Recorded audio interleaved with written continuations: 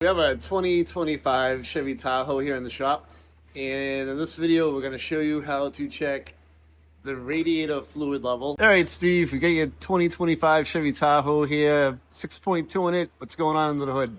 So we're going to show you how to check the coolant level, and here's our coolant level right here. It's right up to snuff. Now there's no more radiator cap on the radiator. Here's the radiator, and it goes all the way across here. And this is technically a radiator cap, which is the surge tank. So this is the cap. If you have the pressure test coolant system, it would be through here. So that's your coolant level.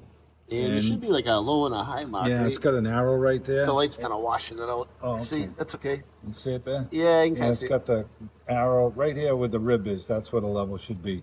Yep. So it's just above that. And then the upper level is if when the engine gets hot. This is the upper level. Right, there. I can see that. Yeah. So the motor's cool right now, so we're right on. Yeah. Oh yeah, we're right on. So when the engine gets hot, it will rise. It'll rise. Yeah. And then we've got this line over here is coming from the radiator. You know, this is the surge. So when it gets, if it would ever get low, it would draw from this. Hope you guys liked the video. If you have any comments, leave a question and I will reply back to you.